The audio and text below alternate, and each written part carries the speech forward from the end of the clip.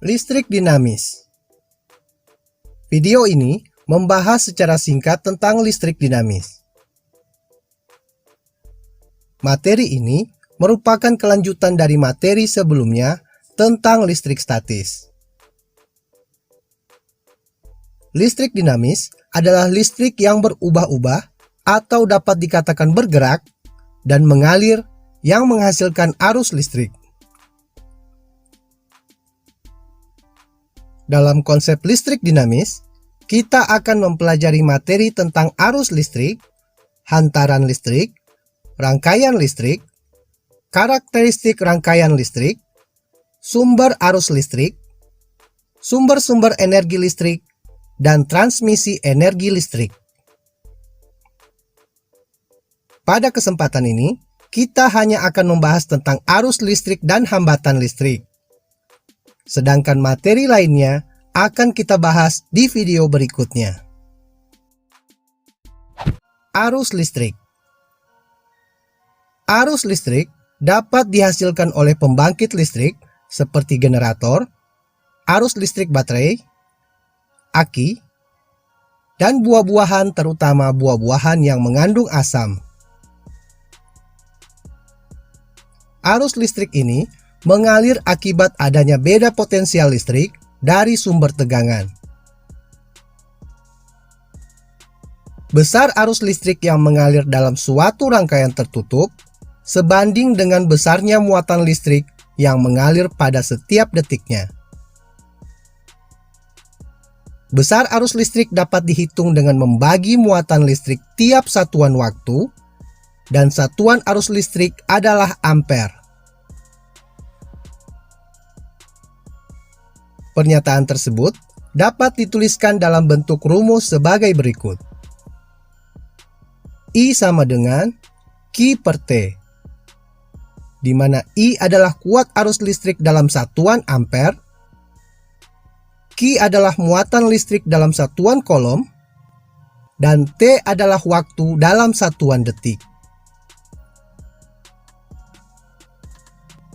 Contoh penerapan rumus tersebut adalah sebagai berikut. Sebanyak 12 kolom muatan mengalir dari titik A ke titik B selama 4 detik. Berapakah arus listrik yang terjadi? Penyelesaian. I sama dengan Q per T. I sama dengan 12 per 4, sehingga diperoleh nilai kuat arus sebesar 3 ampere. Contoh kedua.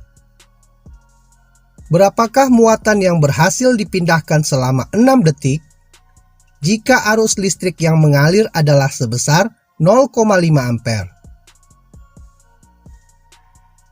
Penyelesaian.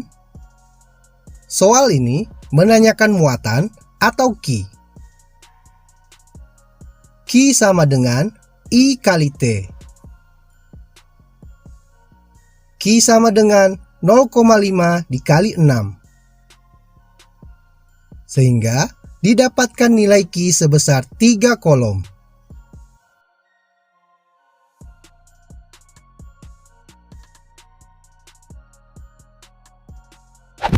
Hantaran listrik. Sangat banyak bahan yang dapat menghantarkan muatan listrik. Namun, tidak semua jenis bahan dapat menghantarkan listrik. Terdapat bahan yang dapat menghantarkan listrik dengan baik atau biasa disebut konduktor. Sebagai contoh adalah tembaga, perak, emas, dan beberapa jenis logam lainnya. Yang kedua adalah bahan yang tidak dapat menghantarkan arus listrik atau biasa disebut isolator. Sebagai contoh adalah karet, plastik, dan kertas.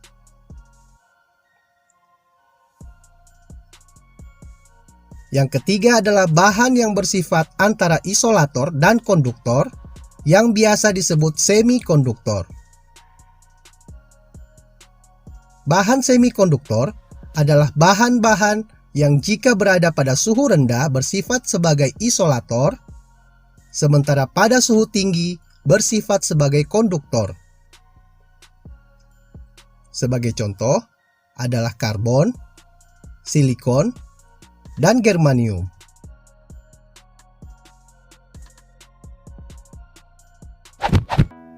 Hambatan suatu penghantar.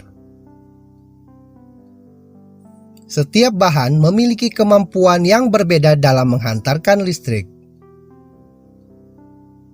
Kemampuan tersebut tergantung pada nilai hambatan jenis suatu benda atau bahan.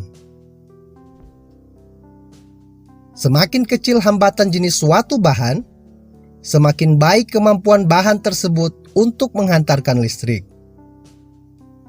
Jika bahan tersebut dijadikan sebagai kawat penghantar, selain dipengaruhi oleh hambatan jenis, hambatan kawat dalam menghantarkan listrik juga dipengaruhi oleh panjang kawat dan luas penampang kawat.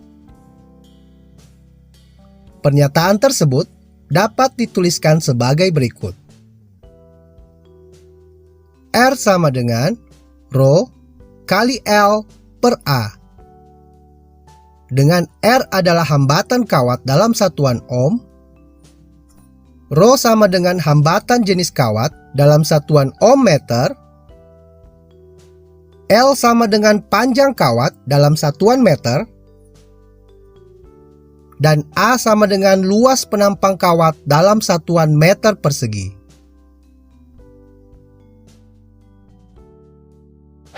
Sekian dulu video listrik dinamis tentang arus listrik dan hantaran listrik.